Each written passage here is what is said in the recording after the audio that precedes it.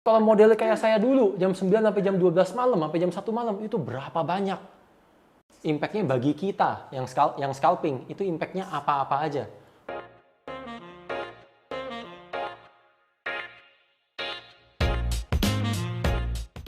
Banyak orang menerapkan cara-cara yang berbeda, tapi yang seperti ini yang paling profitable, makanya yang seperti ini yang saya pakai. Disinilah muncul problem yang kedua, ya kan? Yang bahkan jauh lebih besar. Kenapa jauh lebih besar? Karena yang bisa provide ini semua, yang bisa dengan spek ini, itu kan broker yang full market maker. Ya kan? Kalau emang yang hybrid, emang kenapa Pak nggak bisa? Loh, kalau yang hybrid, sekarang kita bahas. Kita kembali yang kemarin ya. Kalau broker yang full market maker, itu dari klien, ya kan? Klik, langsung ke broker. Nah, ini yang full market maker dulu. Oke. Ya kan? Oke, berarti dari klien klik langsung ke broker, ya kan? Broker langsung balik ke klien, cepet kan transaksinya kan? Sementara yang kemarin kita bahas, dari klien klik ke bridge, ya kan? Dari bridge kan lempar lagi kan, meneruskan ke liquidity kan? Ya. Sekarang secara perbandingan eksekusi aja, ini udah menghemat 200 sampai 500 milisecond. Ini jauh lebih cepat. Ya? Karena kan cuma satu kali kan stepnya nih, iya. servernya kan. Ini hanya satu stepnya, ini dua. Kan dua ke sini, dua lagi ke sini, bolak-balik. Sehingga selisihnya udah 200 sampai 500 milisecond. Ini jarak dari ini nih, ini udah 200 sampai 500 milisecond nih. Nih, perbedaannya. Yang kedua sekarang, bridge itu kan berperan sebagai broker kan. Nah, saat bridge berperan sebagai broker, itu kan sebenarnya di dalam bridge ini ada settingan. Settingan apa? Settingan toleransi. Ya kan? Oke, kenapa butuh settingan toleransi? Sekarang begini skenarionya. Klien klik misalkan di harga 1000, ya kan? Lalu bridge menerima di harga 1000. Tapi di liquidity sudah bergerak harganya. Di liquidity harganya sudah bergerak ke 1005 lah misalkan. Itu karena jeda server itu ya Pak ya? Karena jeda server kan tadi ada perjalanan kan ini kan. Nah, harganya udah sampai 1005, ya kan? Lalu sekarang tinggal kembali nih, toleransinya gimana? Settingan di bridge-nya gimana? Ya kan, misalkan brokernya nggak mau pusing, oke, kasih toleransinya 0. Ya kan? Saat toleransinya 0, maka apa yang terjadi? Otomatis kliennya reject. Harganya nggak dapat, karena sudah nggak sesuai. Bener kan? Klien yang merasa dicurangi. Komplain. Bener dong? Oke, sekarang toleransinya dibuat 10 poin. Ya kan?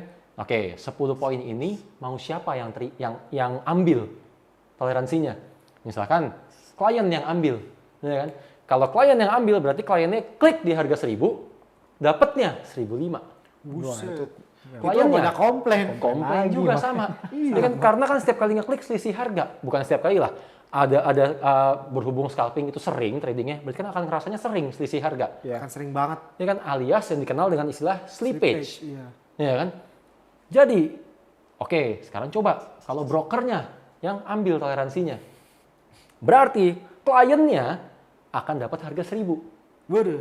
Brokernya dapat harga 1005. Broker yang meneruskan KLP kan, brokernya yang tanggung 5 poinnya. Tekor. Kenapa tekor? Karena kan yang namanya scalper tradingnya sering banget kan. Sehari bisa berapa kali pencet itu? Banyak banget. 100 kali. Kalau modelnya kayak saya dulu, jam 9 sampai jam 12 malam, sampai jam 1 malam, itu berapa banyak? Ya kan? Brokernya pasti nggak mau nanggung dong. Iya.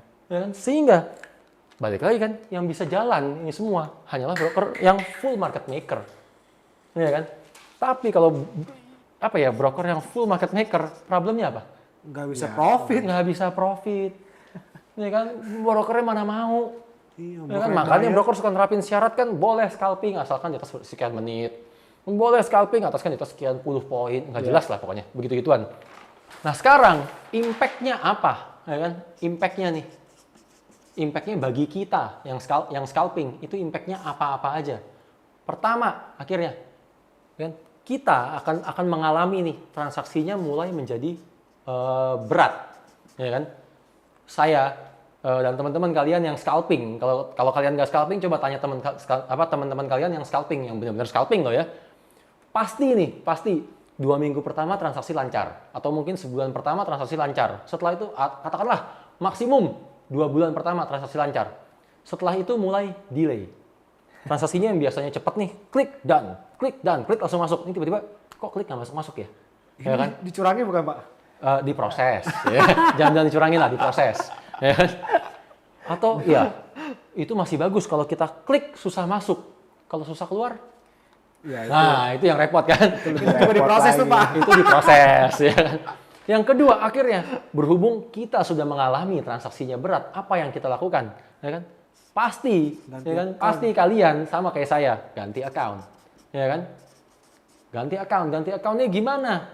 Entah ganti account atau bahkan sekalian ganti KTP, ya kan? Karena kalau saya buka account lagi, Tito buka account lagi, masih dengan nama yang sama. Kan brokernya udah tahu. Iya, Saya scalper. di mark Transaksi duluan. saya nggak menguntungkan atau bahkan susah dilempar. Ya kan? Akhirnya saya pinjam dong KTP-nya Denny.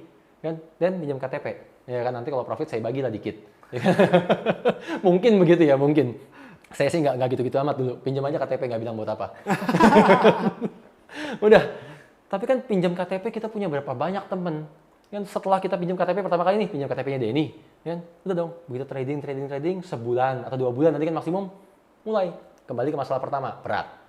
Begitu udah berat, Pinjam KTP lah. pinjam KTP lagi, Excel, pinjam KTP dong. Terus aja Ya, begitu. terus aja. Kalau teman saya banyak sih nggak apa-apa dan banyak dan bisa dipercaya. Ya kan? Nah, kalau kayak saya waktu itu, saya sampai pinjam KTP security di rumah saya. Saya pinjam KTP. Serius, saya pinjam KTP security di rumah saya sampai minta tolong dia untuk buat rekening. Ya kan? Dan apesnya apa? Duitnya dibawa lari. Satu kali itu pernah saya ngalamin. Itu berapa tuh Pak di bola hari? Gone 600 juta. Itu benar-benar saya scalping. Begitu profit, ini orangnya hilang.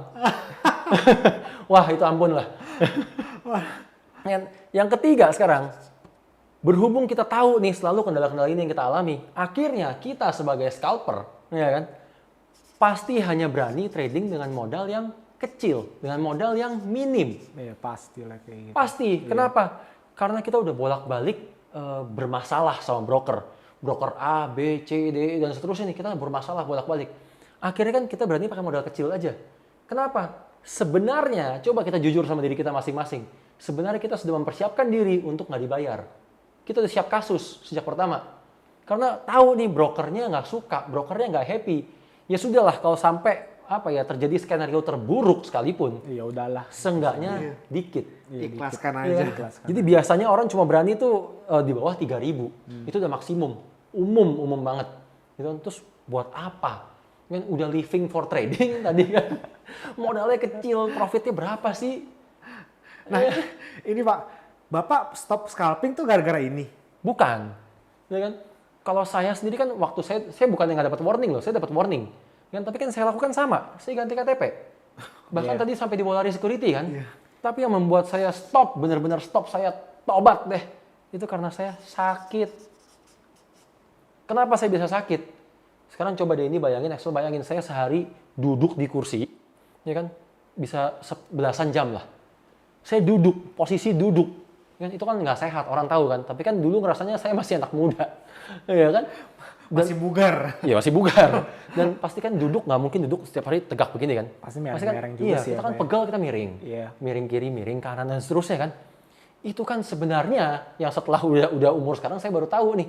Kan itu menyebabkan back pain. Punggung saya sakit, bahkan impact-nya sampai sekarang. Sampai sekarang saya kalau duduk kelamaan, punggung saya sakit. Itu udah sebenarnya warning pertama. Ya kan? Tapi kan saya abaikan. Ya kan? Kenapa saya abaikan? Ya, buka laptop dapat duit, siapa yang nggak mau? Mau jajan tinggal Terusin aja kan. Iya. Sampai one day saya masuk rumah sakit. Rumah sakitnya itu karena lambung akhirnya. Kenapa lambung? Ya jelas lah. Makan saya nggak teratur. Tidur nggak teratur. Minum kalau ingat. Ya kan ke kamar mandi aja kita tahan-tahan. Kalau marketnya lagi asik kan sayang kan rasanya kan.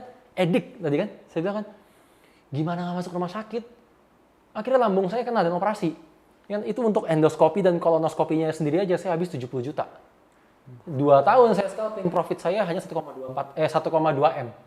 Kan sekali masuk rumah sakit 70 juta baru lambung tuh. Sementara yang kita sama-sama tahu yang namanya internis, organ dalam nih. Yang sekali sakit itu biasanya rembet. Terus-terusan. Nah, menjalar kan kayak yang Iya, lain-lain kan. komplikasi. Itu kalau sampai komplikasi berapa? Iya. Iya kan? Dan disitulah saya mulai menyadari ini saya punya duit buat apa? Masa iya saya punya duit hanya untuk ngebanggain kamar saya di rumah sakit nih, kamarnya VVIP gitu kan. Atau kamar saya udah yang suite gitu. Kayak hotel. Kayak hotel. Jadi kan, waduh, kamar saya AC-nya pakai 5. Ini kan layarnya, TV-nya ada 7. Tapi di rumah sakit buat apa ini? Itu yang bikin saya tobat dan saya, aduh udah deh, nggak gini-gini amat deh. Ya kan nggak mau sejak itu saya. Oke. Itu. Gini Pak Tito, kita kan udah tahu nih profitnya pasti akun Pak Tito banyak deh. Iya makanya. Iya kan, sampai ngiler-ngiler, ngimpi-ngimpi kan. Ngimpi-ngimpi Pak, saya sampai mimpi profit 7M Pak, sampai ngeliatin akun. Mimpi. Ya, saya doain lah semoga jadi kenyataan one day. Gara-gara sering lihat akunnya Bapak kan. Oke. Iya kan. Kita pengen tahu nih Pak, Bapak sekarang ini pakai metode apa sih? Kalau metode saya sekarang tuh gampang banget. Benar-benar metode saya simple. Ya kan? Dan soal metode saya akan kita bahas di video yang selanjutnya aja. Oke? Ya udah kalau gitu untuk metodenya kita bahas video next video. So, salam guys. Bye.